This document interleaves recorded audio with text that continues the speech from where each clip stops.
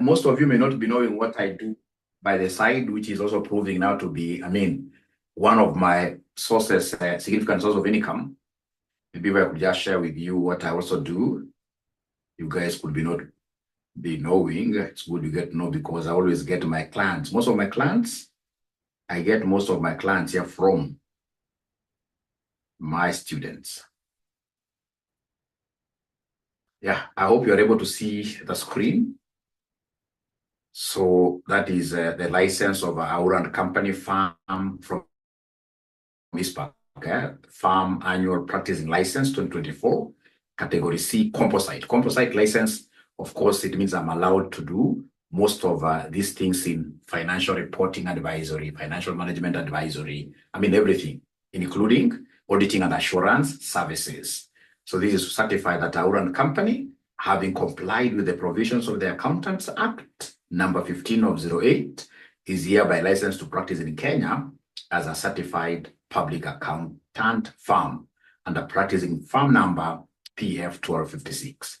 This authority is valid up to 31st December of December 2024 and is renewable annually, given under our hand and the common seal of the Institute of Certified Public Accountants of Kenya, like that.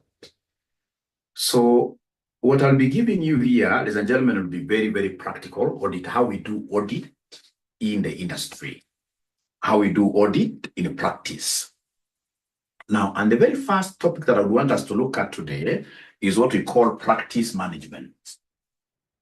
If you're given, like, for example, Aura and Core here, how will you manage this practice to ensure that it is profitable and you are able to give the required quality? Because you're not giving required quality, then that license will be revoked. You will stand to lose your clientele big time moving forward. So whenever we talk of practice management, ladies and gentlemen, it will be very important for you to know that, audit, tax practitioners, tax practices, these are businesses. At the end of the day, we must engage in a way that we shall be able to make what here? Make a profit.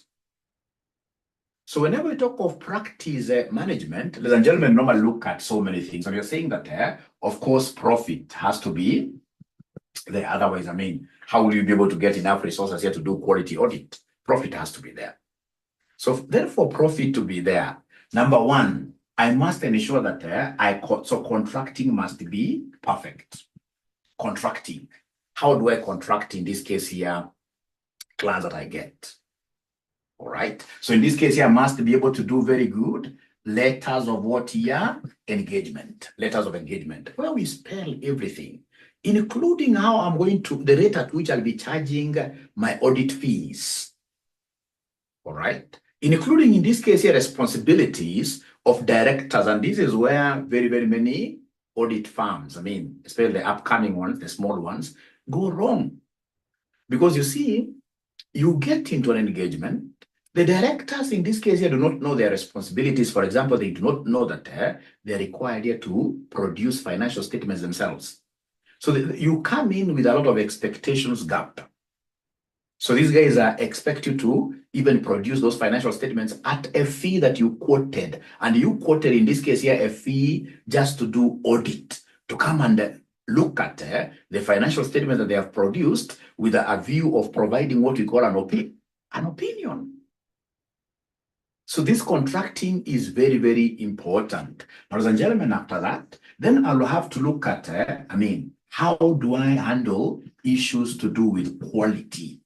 Because quality, at the end of the day, we are going to make our opinion based on evidence that we collect. And this evidence must be sufficient and what here? Appropriate. Sufficient is about what here? The quantity of evidence we collect. We must collect enough, adequate evidence. Then, of course, in this case, when we talk of appropriate, we are looking at what here? Quality. And this quality of the work that we do normally rests on who? The managing partner.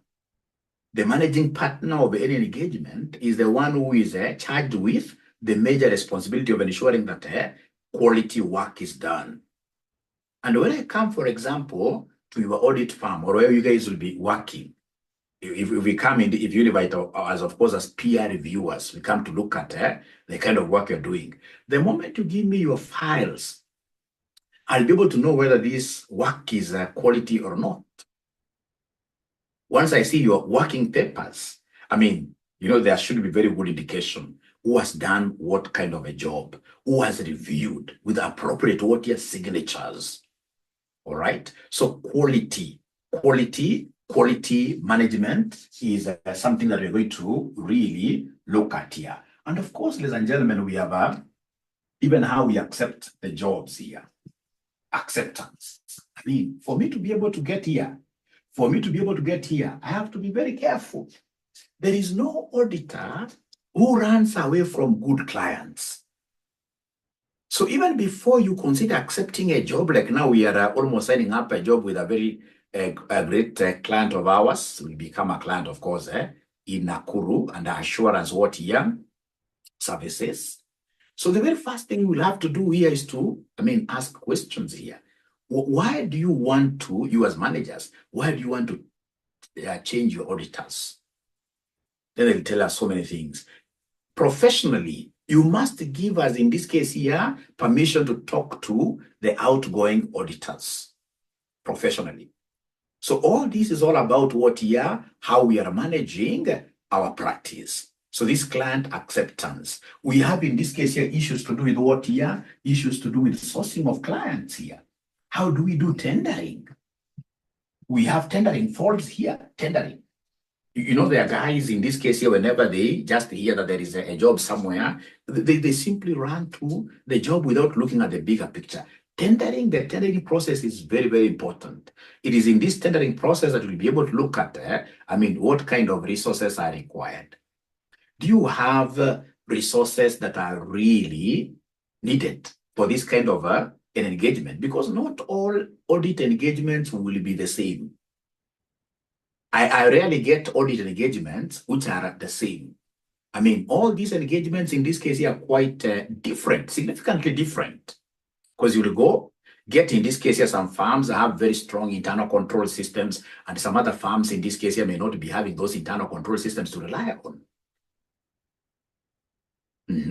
So it will be very, very important for you to master this. Once you master these things, you're like, now, how do we source for these clients? How do we do these tenders here? Ensure that we avoid things like, for example, lowballing. When you are tendering, the first requirement you will be required here to go through is to evaluate the work. What kind of work am I supposed to come and do here? Approximately how many hours am I going to put in here? Which kind of resources do I need in this case here for this kind of assignment? Even partners, for example, if a partner will be putting in 10 hours, there are partners in this case here who, for example, each hour, their rate card is 30,000 per hour. So I have to look at all that. Do I, for example, if for example, today I got a job to go and audit some Navy vessel in the seas. As an auditor, what I know it is the audit practice that I have. The procedures, I'll be able to apply them very well. But there are very, very many things regarding these ships that I may not be able to do them myself. So at this tendering stage, I'll have to consider whether I will need services of another practitioner outside there. So we shall be able to look at each of these, but most importantly, as I get to my book here, to read the book, most importantly, now we are 48. Now we are 48, which is very, very good. Now we are 48, which is very, very good. Now, ladies and gentlemen, most importantly is to ensure that we shall be able to do what we call quality work. Otherwise, your practice will not grow.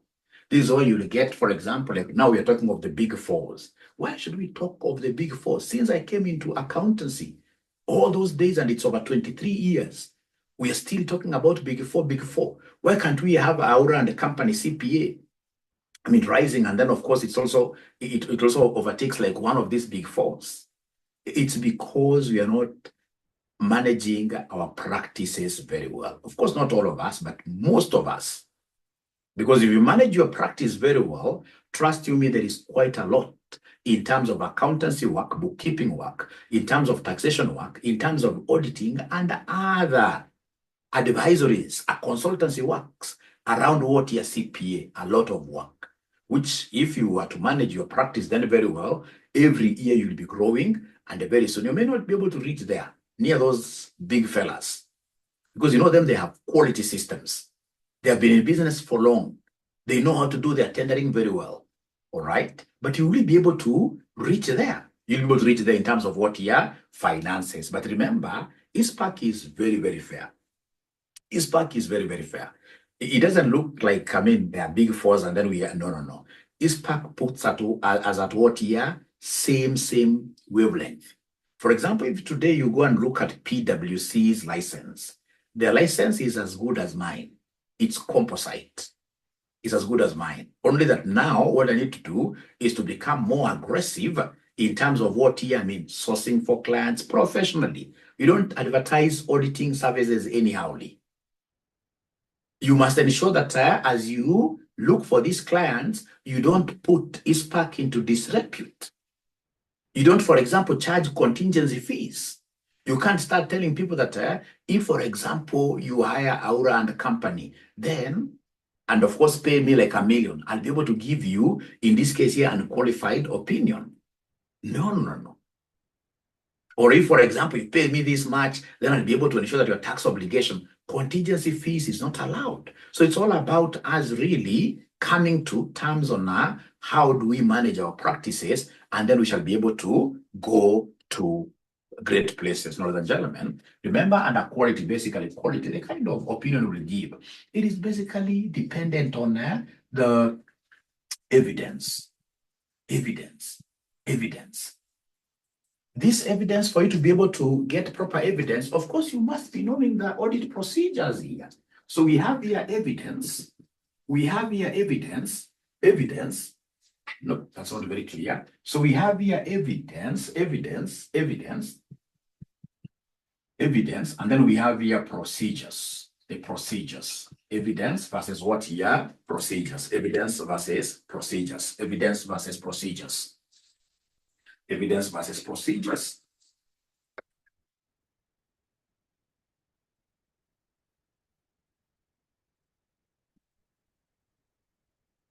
So we have here evidence. Now you have to start writing really versus procedures. So procedures, you guys, you must have heard of an audit procedure tests here. What we call the substantive tests. So these substantive tests, we normally talk over how many of them. So in this case here, we have R, A, E, O, U. R, A, E, O, U. Very important. You must quote these in your exams. Very, very important. R, A, E, O, U. So where R stands for what here? Analytical procedures. Analytical procedures. Analytical procedures. We have here inquiries, and confirmations. You must do a lot of this whenever you are auditing. We have here inspection of documentation. Inspections of documents. We have observation of processes in action. As those people are acting, if it is stock count, you are there observing, using your eyes. Observation. Then we have in this case here what we call recalculation. Recalculation. Please write like that. And then, of course, once you write, give me a signal, put your thumbs up like this. Give me a signal, put your thumbs up like this. I'm so sure there are so many friends of yours who would want to benefit out of this great class. You guys are not fair to your friends. It seems you guys are not very good people because you don't want to call your friends. I mean, you should have been picked. I mean, this is very, very good. This is very, very good content that your friends would really, really wish to get. So anytime, and I'll explain this, evidence, how we collect evidence. If you're a good auditor, practicing auditor, you must always know data 3. You know, our women are very good, and that is why some of us can never think of polygamy. If, for example, I was to try a second wife today, I'm so sure I'll be able to even want a third one, isn't it? So whenever we talk of evidence, always you have to remember data three. Very, very important. So data three, what are we talking about here? You must be able to look at the underlying documents. Somebody has told you in this case here too, for example, just audit a simple thing. For example, like this question that came the other day, where the director had said that, hey, our brand will not be amortized. Hey, our brand will not be amortized. So you see, when I go to, audit, this kind of what here, an assertion, all right? Then there are those documents that I will need. For example, I would want them to give me a policy. It has to be in writing, right? So there must be documents here. If it's a brand, of course, that you have bought, you must have bought this brand, in this case here, from what here? From another person. Because remember, we only capitalize brands that we have bought. Internally generated brands are never capitalized, are never taken to our balance sheet. All right? So in this case here, then, if they bought this and this is where they are capitalizing, I would want to see, in this case here, contracts there. And once you've given me contracts, ladies and gentlemen, a contract, for example, from this person a contract you had with this person that sold to you, I'll be able to say, this person sold this much. I'll be able to follow.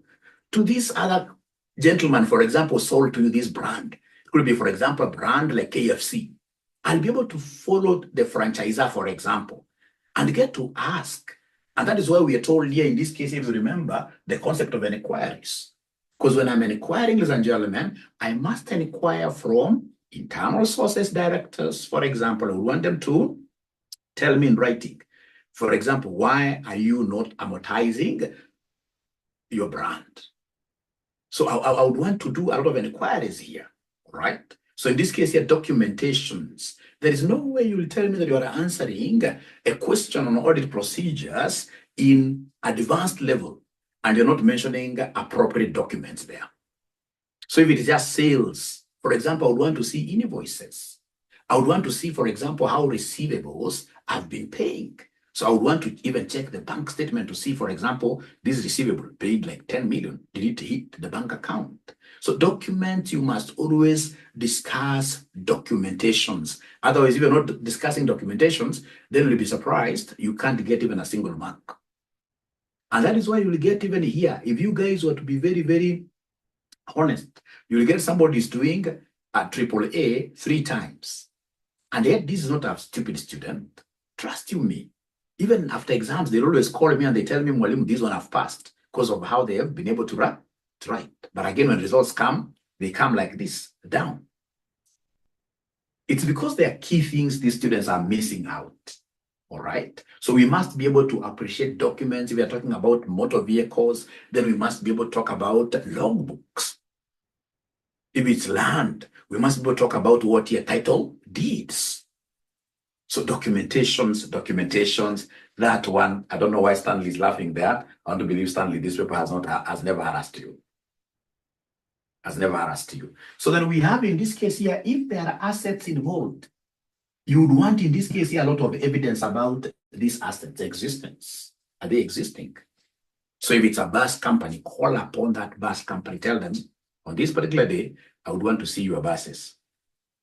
When you see their buses, try to reconcile, because this is Kenya. Not even Kenya alone. People, they can even go and hire buses that day to show you, and even put tell you that these buses here belong to RCM College. They put even banners there. People do crazy things. So in this case, you try even those logobooks they'll give you. You have to really follow them through, even to NTSA. It's very, very important. These are things we'll be teaching you as we progress. So we have here the concepts. Are there assets involved? Now, do we have directors in the company? Of course, yes. These directors must always give you part of their story.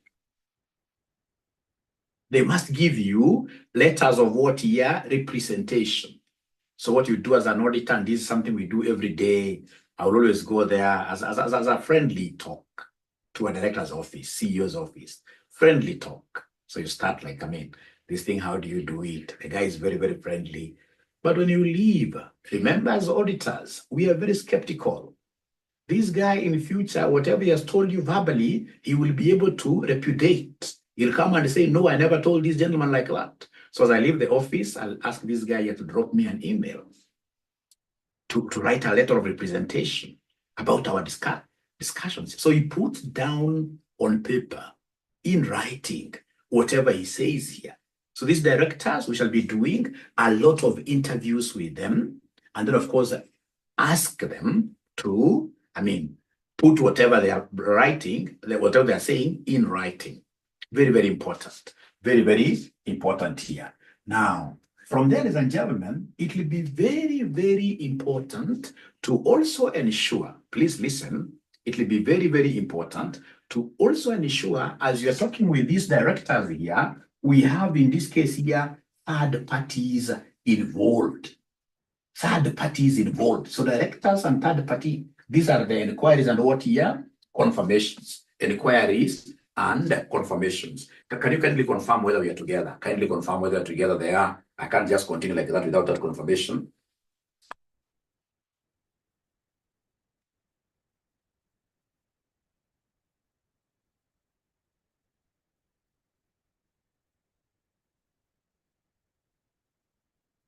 Thank you. I can see Stanley has confirmed. Mary, we are together. All right, then we are together here. So directors, it's not only directors, this is just for, they are called acronyms or mnemonics. For us in this case here to do what here to just appreciate the whole cycle of auditing here. To be able to do quality work, then we must be able to do a lot of, there is a lot of information seeking within the organization. Remember, we are not going to make an opinion just like that. We are going to make an opinion based on evidence that we collect. So to collect this evidence, we're going to talk to internal people. We are going to talk in this case here to what here somebody, people from out there. So when, for example, I ask directors, I come and ask directors, how was the bank balance, for example? At times as an audit again, you have to even assume that you are a little bit crazy. Ask them, in this case here, how much was the bank balance by end of last year, 31st December. Of course, they know you have seen that figure in the financial statements. They tell it was 10 million, not a problem. Just put that down in writing and then give me permission to go and ask the same question from your bank. Because in the financial statement, they can just put anything. Even on their own representations, they can just put 10 million. But you see now, once you carry that letter, which they have given you, all right, like you're an agent, all right. In this case, you are taking this letter to the bank, and the bank will be able to write to you directly as their auditor. All right. So this is evidence now coming from where? From external sources, which of course is much better than internal evidence. We're not saying that internal evidence should not be followed through. Internal evidence is also good, but external is always better. So third-party confirmations are very good. When they come and tell you that, hey, we expect to receive 20 million from somebody, these guys may be just wanting to build their assets up. So if they expect you to, or rather if they expect to receive 20 million, you tell them, no problem. Let me do what we call a debtors circularization. So then I'm talking to my third parties. So whenever you are answering questions of evidence collection, you are answering questions on audit procedures, you must always have this. Then we have here, this A stands for accounting systems. Accounting systems. Accounting systems. These accounting systems, first of all, I would want to test them. Are they working very, very good? I would want in this case here, for example, to even put in some dummy information into the systems here, even to help me to see whether the system is really very good. All right.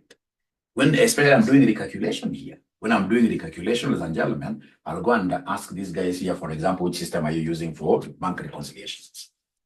They tell me it is this and this. Then give me your bank statement.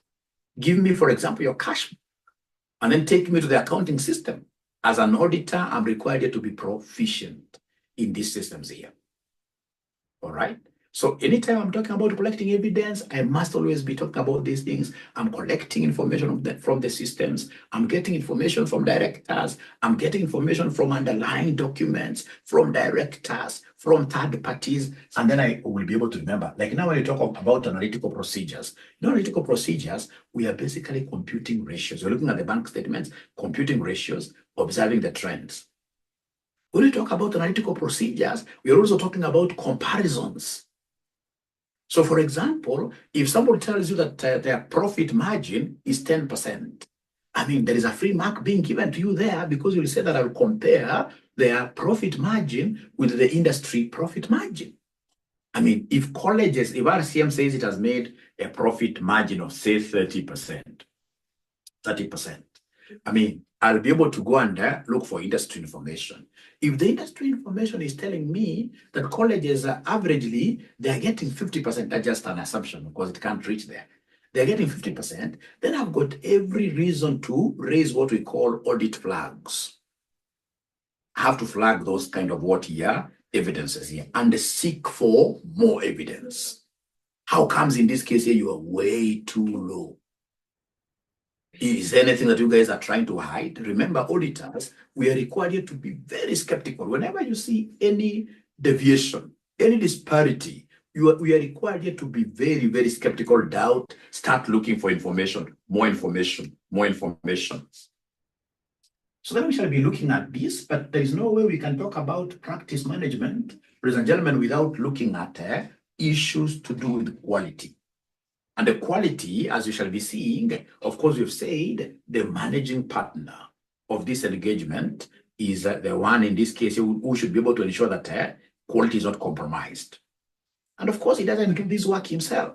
So then he has to make it like a daily routine, preaching to the people who are doing here, the audit seniors, audit managers, even the assistants here that are engaged in this assignment, telling them every day the importance of ensuring that they do everything of high quality. All right.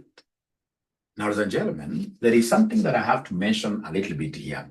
I mean, when you give me work to do for you, when you give me work to do for you, normally what I will do is this. To ensure that everything is really of high quality, this is what I will do. So once we've been able to do the contracting very well, then I would want to do the internal control systems tests of internal controls. And there are two possibilities. This test in this case here may not be working.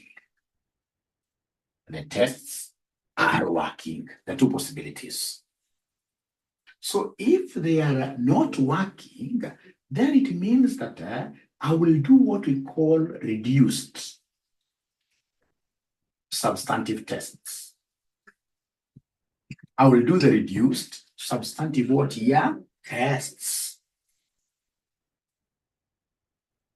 No. Sorry for this. If the tests, not working, I should be just right like this. If they are not working, now I do the full substantive tests here. If they're not working, I do the full substantive tests. But if, for example, they are working, then I'll be able to do what we call the reduced substantive tests. Remember, substantive test comes from the word substantial. So substantial will be able to do a lot of work. Now listen, under reduced substantive test, remember here, I will now work on a sample basis. Small sample, actually, I should write here the word small sample, less than 30, small sample, because the systems here are working. Please allow me to give you a story, or rather an example that I normally give my team whenever you're going to do any audit, especially SME good audits here. Now, it is not that doing a test of internal control systems is simpler. Why we do internal control systems test? Basically, it's because if you go to a big firm like Safaricom, you see Safaricom has got a million or even billion of transactions every day. As an auditor, there is no way you will tell me that we'll be able to go through all those transactions. If you go through them, then you will be doing substantive. So in this case here, I would rather just test the controls. If I'm satisfied that the controls which they have been able to put down in their manuals, etc., if I realize they are working, then I'll be able to rely on them. Not fully, not 100%. Of course, I have to test transactions, a few of them. All right. But at the end of the day, I'll be able to rely on them to make my opinion. But assuming we have got a big house, such a big house somewhere, very big house. So this big house has one door, And this door, for example, is being manned by how many soldiers? 2 soldiers. So there's a daytime soldier, there is an evening soldier. So in this case here, these soldiers, their work is to ensure that they only open these doors whenever there are clients entering into the company. And there are very good procedures here. I mean, for example, if it is the daytime, in this case here, for example, soldier here, this soldier will come and outside of that, talk to the client, first of all, gather their identification, get to know what they're coming to do in the farm, etc. And then they are able to do what here, now they are able to allow them in. So there is a control that is being put there. And then there is a handover procedure. How do you hand over to the night guard? The night guard, in this case, will be able to, I mean, the control system is really, really too great. It has been put down in a very good way.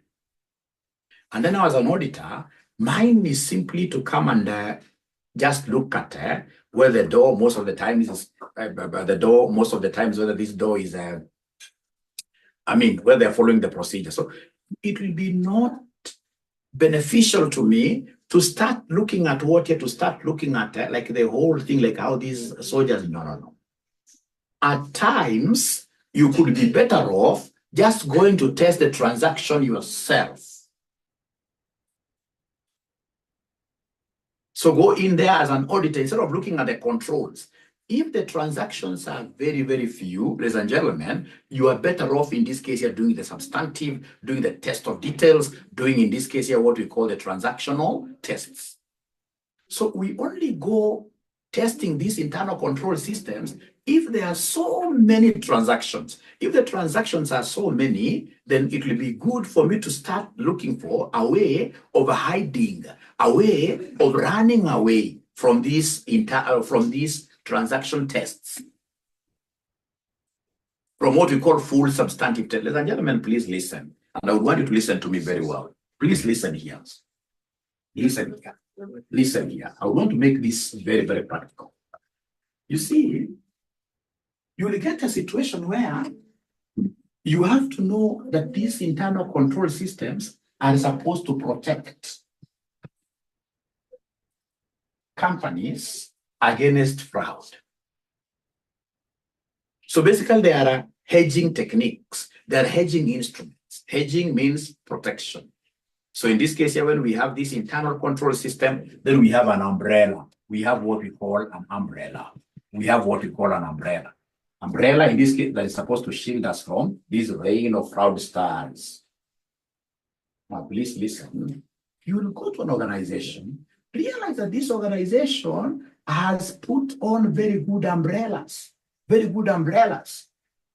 if it has put on very good umbrellas, these umbrellas called the ICS, then as an auditor, I will depend on now these ICS and do very little audit tests.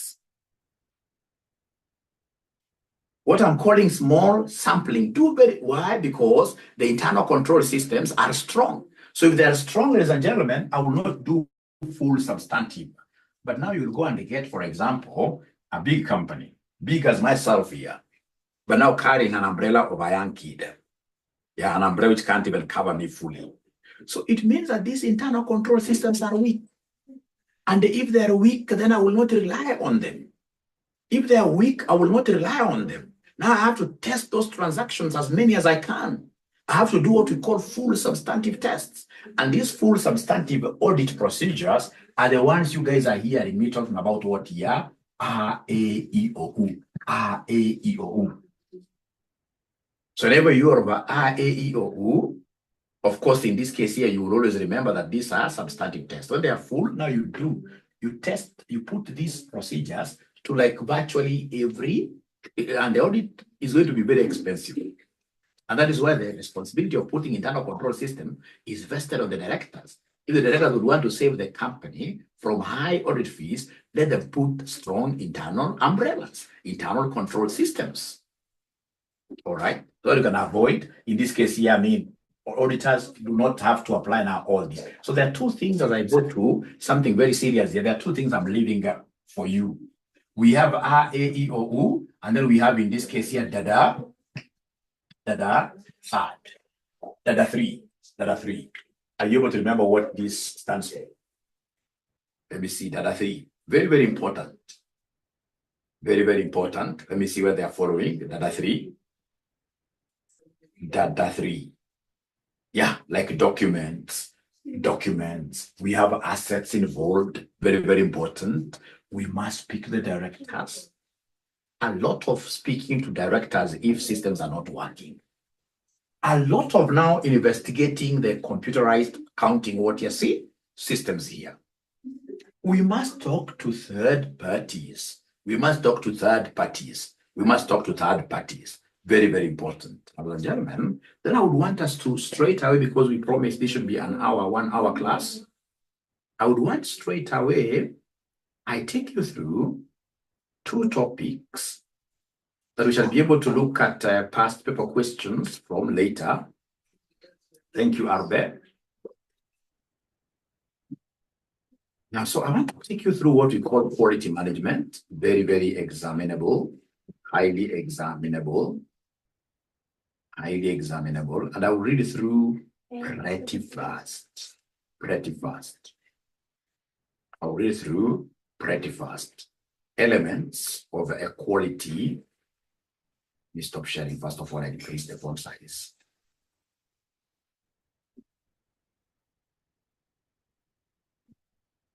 Yeah.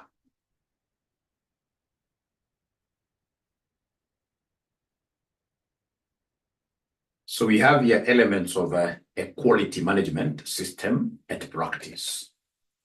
Leadership responsibilities. The issue of what you're having, a managing partner, and of course, all the other managers understanding issues to do with quality. Then we have the ethical requirements. We must, ensure that we follow these ethical requirements. Otherwise, whatever we shall produce will be having a lot of, when you have some auditors, in this case, ladies and gentlemen, having interest, self-interest, then automatically whatever you do will not be quality. Acceptance and continuance. What resources do we have? If we don't have enough resources, then we'll not be able to really put up quality work. We have engagement performance. When we are performing, we must be able to. We have monitoring and remediation. Ladies and gentlemen, auditing requires a lot of monitoring and evaluation. If somebody has done this, always review. If there is a problem, then that has to be remedied. Overall responsibility, of course, this falls under the managing partner. There must be lots of documentations, because even ISPAC, when they come to check your documentations, check quality, they'll have to look at the documentations, ladies and gentlemen, here. Then I explain here, element, leadership responsibilities, engagement partner responsible for managing and achieving quality. Please, an engagement partner, this is your sole responsibility. All team members responsible for quality, open and robust communication, professional skepticism. So, of course, we are saying here that the managing partner is the one who is charged with that role of ensuring that we achieve quality, but he has to ensure that the same is cascading down to all members. And then, of course, you must be professionally skeptical. Skepticism is about doubting. You are doubting everything. When somebody gives you some information, you must take it with some pinch of some salt there for you to be able to do more research. Ethical requirements. You must identify, evaluate, and address all ethical threats. Remain alert for ethical breaches throughout engagement. Ladies and gentlemen, please remember the ethical threats. This is very, very common in your exams, ethical threats. I know you know them. Ethical threats, I know you know them. Do you know them? Yeah, ethical threats. We always talk about Mr. Surface. Mr. Surface, I'm so sure you must have watched some video on this. So I don't want to, yeah, surface, yes. Surfaces. So for example, we have in this case here self-what here, like self-review. Self-review, or self-interest,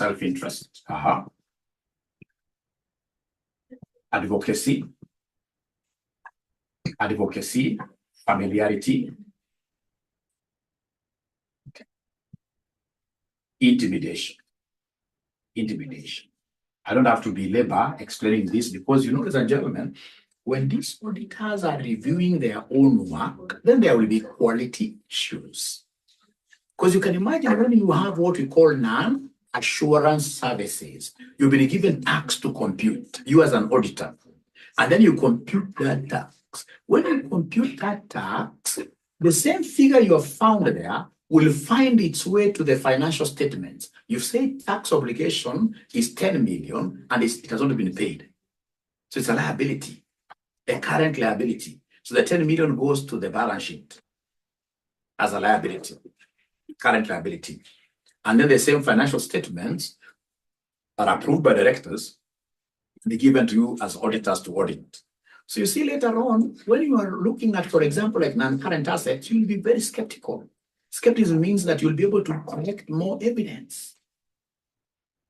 When you reach at this 10 million, which is the tax obligation, because you're the one who did the figure, you will not even review because, I mean, all of us will tend to think that we are really, really very, very excellent. So whenever you are doing some other engagements for this client, chances are the quality of what you'll give them will not be very good, not unless you really mitigate. You know, there are also ways of mitigating. You can mitigate against, in this case here, this kind of self-review threat by building what we call a Chinese wall. A Chinese wall. So this Chinese wall have two teams. Have an engagement team, if for example, it's Aura and Core. If it's Aura and Core, have in this case here two teams from Aura and Core. One of them in this case is for the audit engagement, and maybe another different team for taxation. All right. Then we have in this case here advocacy. Advocacy is very, very, you know, once, ladies and gentlemen, if for example, I've been out, like myself, there are firms that I've always been saying they are very good. There are some firms that I've always been saying that they are very good. I've been marketing them outside here. So if I've been marketing you outside here for so long, then the whole world knows that Aura has a stand on this organization, knows that this organization is very good. The whole world knows that Aura has been saying that this organization is very good. So when I'm auditing them, I mean, if I've been there like advocate, working with them in the past, in other assignments outside there, at times in this case here, perhaps I've even been in a court of law defending them as a witness. You know, that's all that is advocacy. All right. Then automatically there is no way I'll be able to do quality work because I'm already compromised. Already I am compromised. All right. Then we have in this case here familiarity, the same explanation. You've been with this organization for the last 10 years. For the last 10 years, honestly, you have done so much. So you are so familiar with this. Your family. And once your family, that is automatically, I mean, you have an interest to protect those guys. You can't betray them. You will think that they are like a small god. They can't steal. So you drop your skepticism guard. All right. And then we have, of course, intimidation. Auditors, we normally get ourselves here quite a lot. A lot. Like there are assignments, we can't mention them. I mean, there are assignments you go, and you're told, of course, we know you have done this and this and this. Like there is a one we did for national audit. All right. National audit nowadays, they are subcontracting work to us, to private practice firms. And then as you're getting out of the offices of these guys, assuming it's a CDF or whatever, then these guys will tell you that, remember, this is public. This is public. If you give a bad opinion on us, then once you start hearing that, that's intimidation and due pressure being put on you to give a good report. So with that kind of pressure, and we're human beings, we love life, chances are I will give a good report. I will give a good report. So when it reaches there, ladies and gentlemen, then that's poor quality job.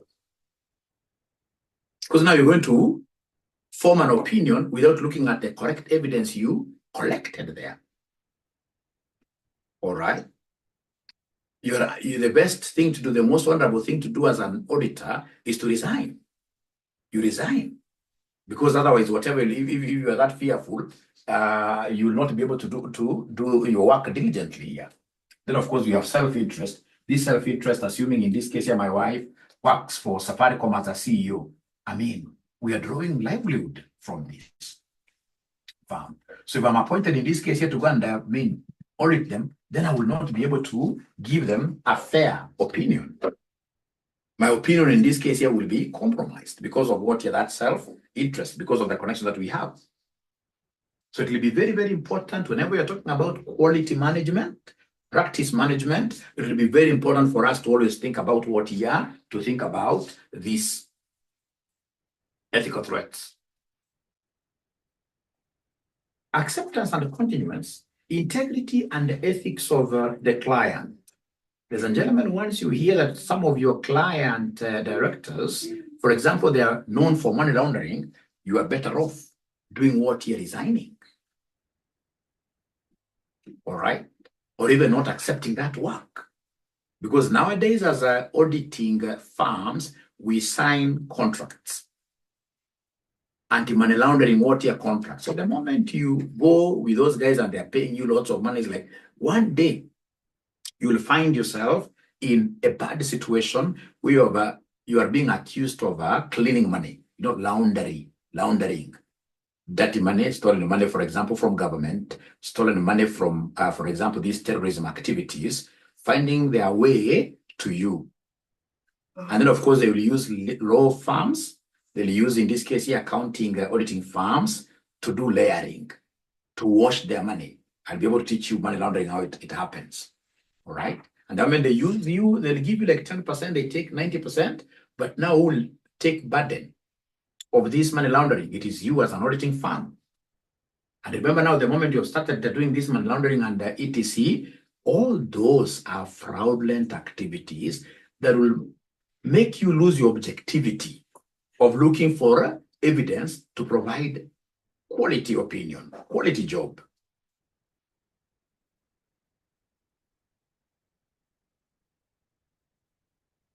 So sufficient and appropriate resources must be available for you to be able to provide good quality. Competence and capability of the team, please always ensure that you are competent. Engagement resources, human experience and expertise, professional skepticism and judgment, technological communication, automated tools and techniques. Do we have technological capacities? Intellectual, consistent application of professional standards, very good. So engagement, performance, these people when they are performing, the team needs very, very good direction. Supervision, review, engagement quality review, pre-issuance review of significant judgments and conclusions. I don't want you to cram anything. Don't cram anything. I just want you to have like a high level. When I take you to your past papers, you'll be able to see what I'm talking about. Monitoring and remediation, monitor the firm's quality systems, evaluate severity of deficiencies, investigate root cause, remediate any deficiencies, etc. Overall responsibility, prior to dating auditor's report, partner ensures the involvement has been sufficient and appropriate. Because I told you that the overall responsibility falls on the managing partner. Timely review of work, evidence of partner's direction and supervision. There are places I worked as a junior auditor. And you would realize that you're building up your file, and then the partners up there are not reviewing. I mean, reviewing should be like every 2 days you must review work, so that if these junior auditors messed up, they should be able to get, in this case here, a good chance to rectify. Don't wait until these guys build up. I mean, you know how these working papers are applied. I mean, they're always built on each other like that. So if they messed the initial ones, then it will not be very good for you to come and correct them. No. You should be, I mean, depending on the size of the farm, I always recommend, like myself, because I'm the managing partner of AUDA&Co, I review often. Fortunately, nowadays, these things, I mean, somebody just scans them and then they put this on your email. You're able to review from wherever, make notes inside there, and then work continues.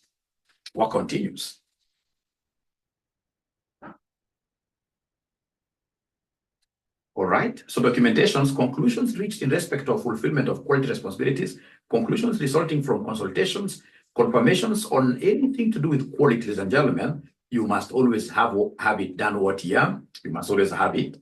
So you must always have it documented. Now, engagement, performance, direction. I'm just finishing. This is the last section. Direction.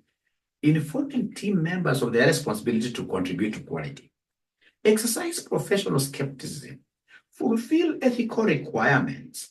Perform procedures they are AEOU without missing anything. The DADA 3. Don't allow budget or resource constraints to reduce quality. And that is why at the contracting stage, you must ensure that your letter of engagement spells out compensation very well. Supervision, tracking the progress of the audit to ensure the timetable can be met. Remember, most of these companies, not most, but all of them, they have strict deadlines. So ensure that you are really tracking the progress to finish in good time. Considering the competence of the team, this is very good in the supervision. Don't just bring anybody to your team member, to your team. Addressing significant matters arising and modifying the planned approach accordingly. Identifying matters for consultation, review, checking the audit work to ensure the work has been performed in accordance with professional standards, the ISAs. Appropriate consultations have taken place. The work performed supports the conclusions reached. The evidence obtained is sufficient and appropriate to support the auditor's report. Remember, it will be tested like that. I'll be able to show you, like now, this is the exam focus area. A common requirement in the exam is to critically evaluate the audit work already performed on an engagement and identify if the audit has been carried out to the required standard of quality. To assess the quality of the audit, consider the following. Have these international standards on auditing been followed? Has the work been allocated to the appropriate level of staff? Because I know of some, especially those days, nowadays it is really, really regretted. Those old days, you would get, for example, an audit firm, working with like 100% interns, one managing partner, and then you have interns. So even when these interns go to their clients to go and collect evidence, the clients will be able to outshine them. The clients will be able to see this guy, they know nothing. So you must ensure that you have got great expertise. Interns, bring them, but for training. Not actual execution of work. Take them to ground. Once in this case, they are able to, show that now they have some competencies. Has the audit been performed in accordance with the audit plan? Because there must be a plan, an audit plan. Has the audit been properly supervised and reviewed? That is why if you have ever seen, I'll be able to show you in our tomorrow's class, an example of a working paper. Working paper must have a section for a signature for a preparer, a signature for a reviewer, and the dates are very important. So I'll be able to scan one, of course, hiding the client, and then I show you how do these working papers look like. It's very important because now you are doing the advanced audit. After this, you should be, after getting the enough experience, then you should become practitioners. All right. Now, ladies and gentlemen, from there, you'll have to allow me to skip this And then if you allow me, it's only 2 pages, 2 or 3, let me just check here. 2 or 3 pages, 2 or 3 pages, I think. Yeah, there are 3, and all of them, you can see most of them are just diagrammatic. So if you allow me, give me just maximum 10 minutes. Yes, they're not very many. They're not very many. Then I'll be able to speak through this, just to ensure that everything now is syncing properly.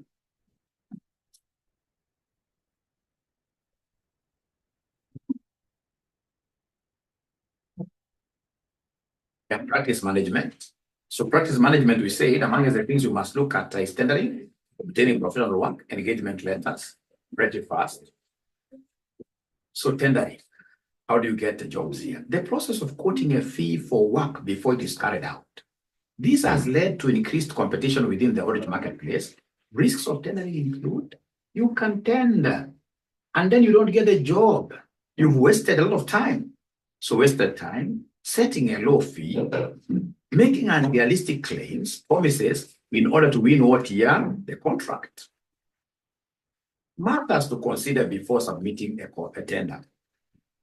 Do you have enough resources? Do you have enough competencies? Are you independent? Ethical threats? What risks are you able to envision?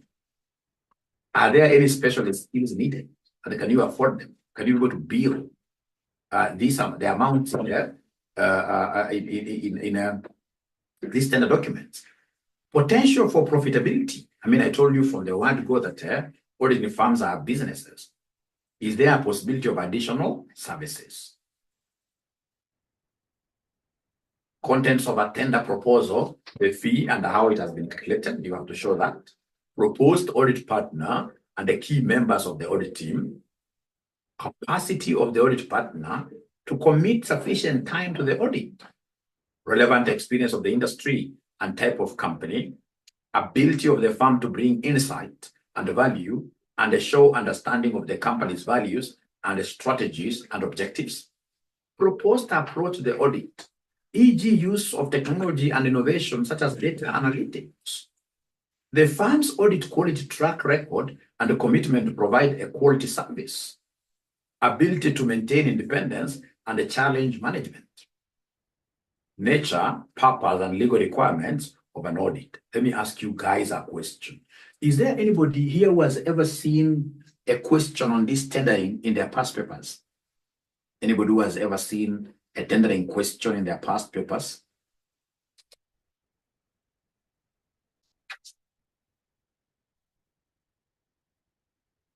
It seems none.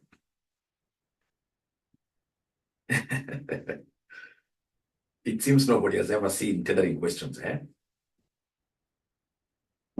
Okay, fine.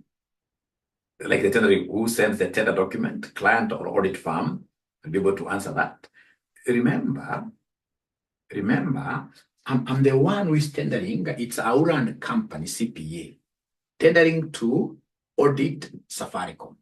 So I'm the one asking for so I'm the one who is tendering to do. So I'm the one who is sending the documents. Of course, the documents, if you look at the website procurement, these guys will give you like documents to fill, simply because they want standardized tender documents. Otherwise, tender everything, in this case, the documents belongs to the person who is going to offer the service.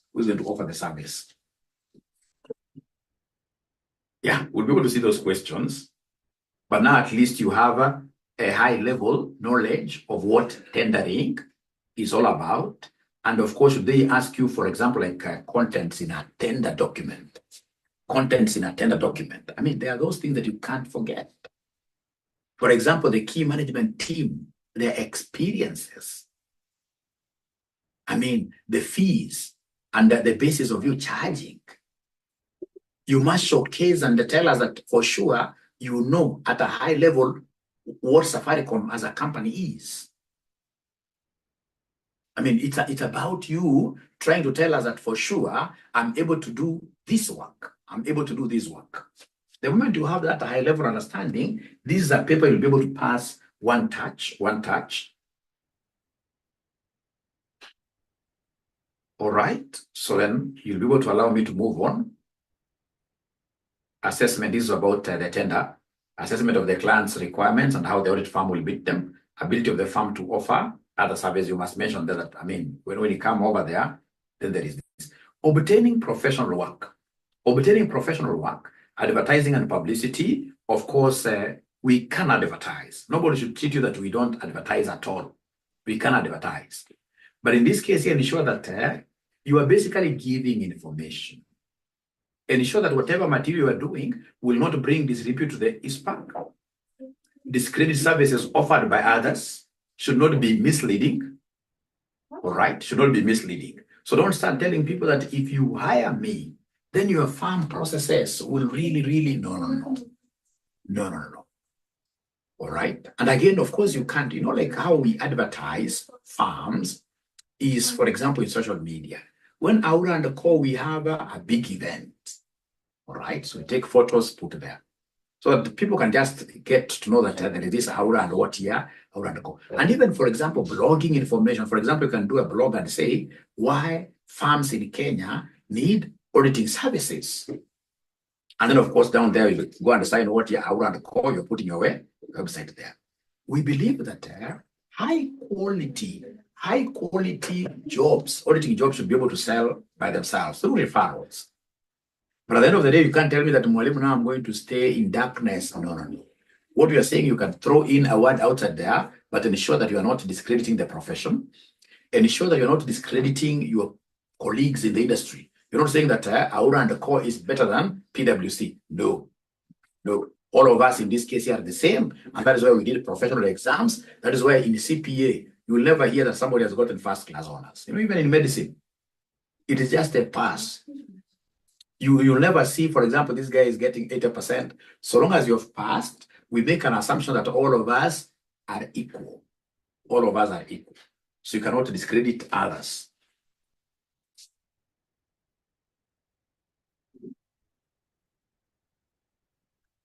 Fees, based of calculating fees should be pre-agreed and mentioned in the engagement letter to avoid disputes. Fees should be charged bearing in mind factors such as staff seniority, expertise, time spent, apportionable overheads, risks involved.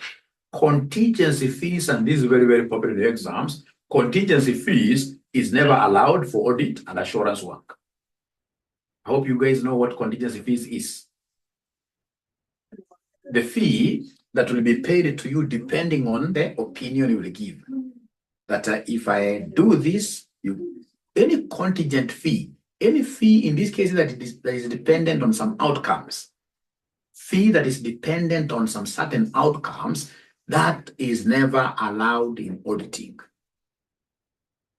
Because that would mean that if we will give a bad opinion, then we should not invoice. No, this is just like a doctor. If a doctor takes you to theater and you die, will those doctors in this case here still be paid? If a doctor takes you to theater and you die, if a doctor takes you to theater and you die, then automatically, ladies and gentlemen, these people will be paid. Even morgues are paid. I remember very well some time back, there is a doctor who came to our home, and this doctor was trying to help, in this case here, some cow there, and then that cow died. And then my old man was trying to make an argument that I can't pay, he had to pay because, there was some medicine that had gone into this cow. So the same case here. For us, we are billing on hours. We are billing on hours here. We spend 10 hours, we spend 30 hours, we spend 300 hours to do your engagement, and then please, 300 times 10,000, please. Whether you're giving a bad report, this is mandatory. You have to pay.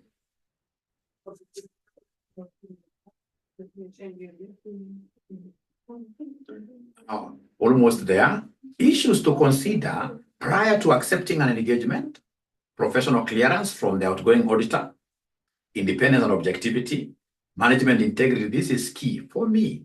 Management integrity. Actually, when I go to a company and then I get, most of these companies will tell you, you know what, we don't like paying taxes. That to me is a red flag. It's a red flag. That is a red flag. Once you realize that these guys are not open-minded, They're not straightforward thinking Kenyans. Then straight away, you really need to consider, especially once you have, when you are starting this work, you may consider even some of those dirty jobs. But there's a place once you start reaching, like now where our and core is. I mean, I would not want to deal with a director as well, straightforward. Because at the end of the day, they'll put your own firm into disrepute. When in this case here, their matter goes outside there in media, then automatically you'll also be entangled in between there. You will also be, in this case, you're taken through the mud.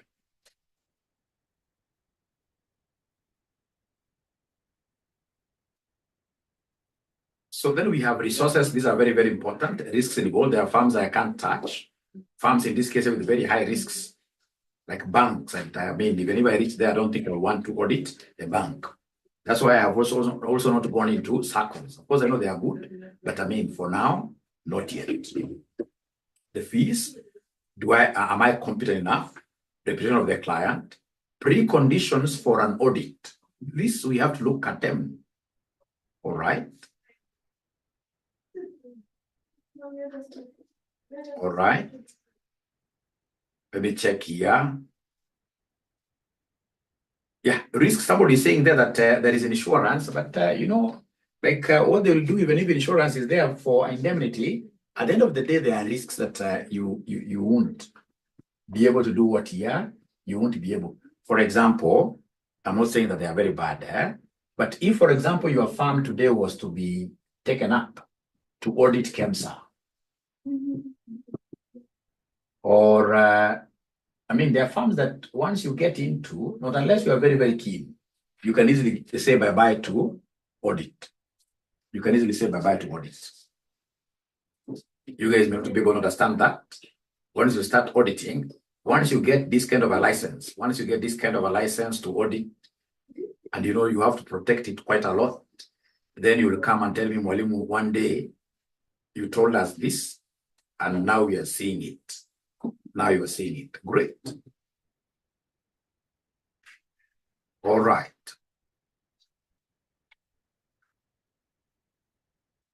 No. Shells. Sorry.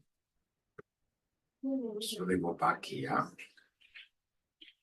I'm finishing in the next 5 minutes. All of us should have moved out of here. Yes. Procedures necessary before accepting a new client. Where the organization previously had an auditor, same principles apply in respect of changes of appointment for all recurring professional work. Member asked to accept nomination as an auditor. So the member, first of all, they ask out of the company, accept in this case here our nomination as an auditor. In an AGM, I say yes. Then what do I do immediately? Request prospective clients permission to communicate with the existing auditor. Remember, I haven't fully accepted. If permission is refused, I decline nomination. If permission given, request in writing all information necessary to decide whether or not to accept nomination. If permission is given, then I would write to the outgoing auditor to, ask them why I should accept or reject this nomination here. Then you continue here. On receipt of my request, the existing auditor can't just give me information without talking to the client. On receipt, existing auditor requests permission of client to communicate with nominee proposed. If permission refused, proposed nominee should decline nomination. So if this person is not given permission to talk to me, if he doesn't talk to me, then I will decline.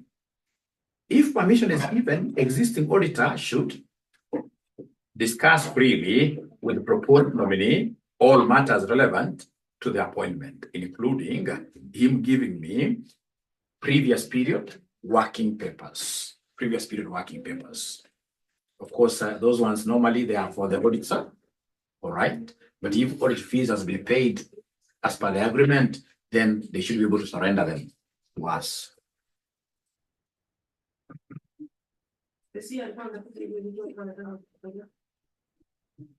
Curiosity, I'll be able to answer that. It's very good. Their firms have not want to audit, even if it's about money. Now, engagement letter is the last one. I told you this is the last one. This is the last one.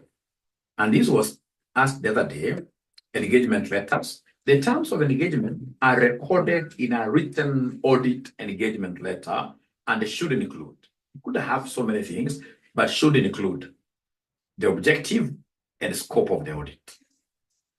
And you will see most auditors saying that our work is to review the financial statements given to us.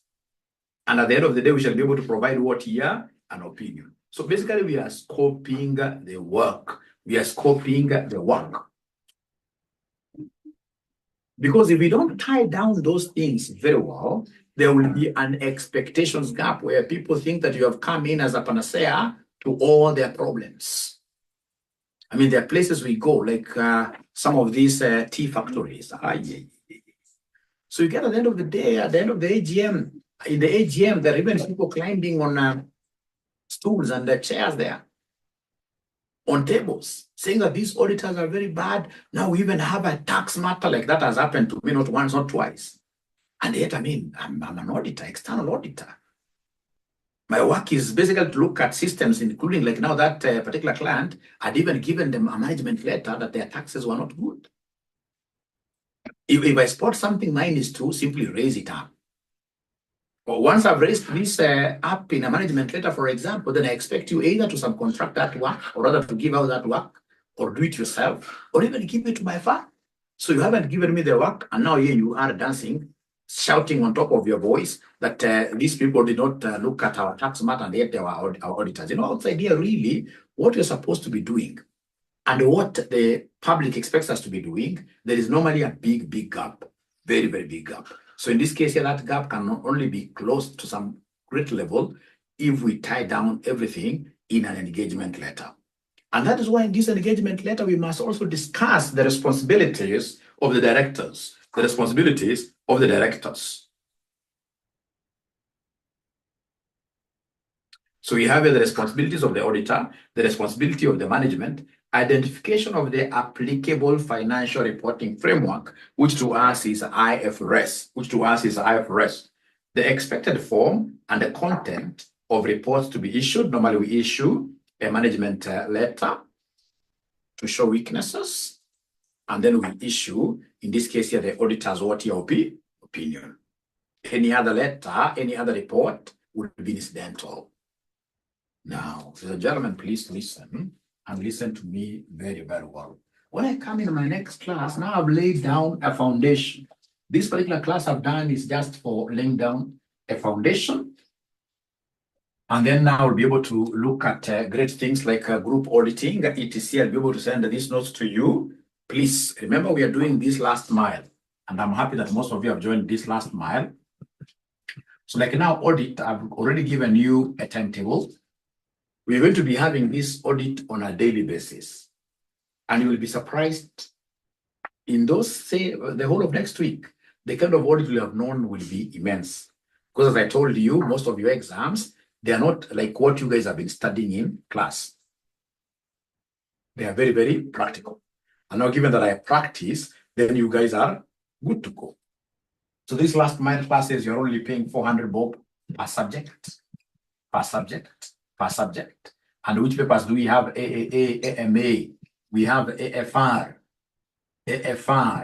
We have in this case here, leadership and what here? Leadership and management. There are four papers. Although there are students who are also asking whether we can talk to Teacher Felix to also do tax, although for now there are 4 like that. And of course, this is our pay bill. This is our pay bill. Our pay bill is 62,42,839. 62,42,839. Account, you simply write SPR, special revision. What do I need to do for me to be able to get a license like the one Mwalimu you have there? It's very easy. Get attached to an audit firm, especially during busy seasons. During busy seasons like ourselves, this season ending June, it's quite busy. We normally work with attachees. So get attached, and then you start building your experience, audit experience like that. All right. And then what I would advise, like some of us, we got into this by doing this Filing of returns. Start filing returns for people. Start computing obligations here. Simple things here. Start doing them. The moment you start doing them, then automatically people will start knowing that, I mean, you're already a practitioner, in quotes, eh?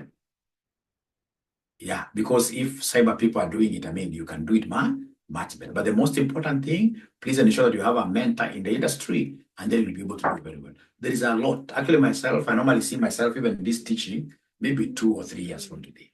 Otherwise, I would want to do audit full time because I know what audit has. Because audit will open doors for you for what your tax consultant tax have money.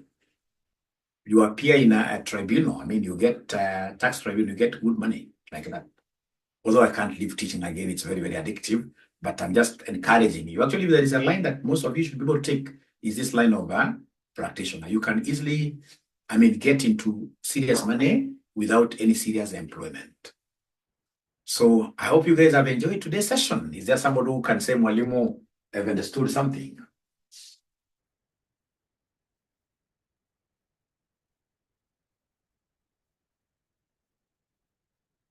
Not after exam. I always prefer that January. You know, from January, you normally get a lot of work. You can't actually manage the work we get. Yeah, from January. From January, we can talk. From January, can talk. You will come. And again, my students, in this case, I also encourage you to ensure that my farm and company gets, in this case, here, great audit assignments from you people. Bookkeeping. If you have some bookkeeping services, I mean, give them to us. All right. Of course, maybe where you're working, I mean, you are working at a senior role, and now your company has made a decision to do what you have to subcontract bookkeeping. You bring it to us. We have very good people over there. And once we have enough jobs, that means what here, our students also getting jobs at our farm, which is based at Corner House, 13th floor. Thank you so much. Have a good day, and bye.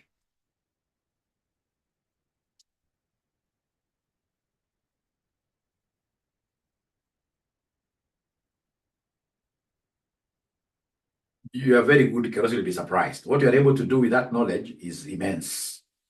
Thank you. Bye.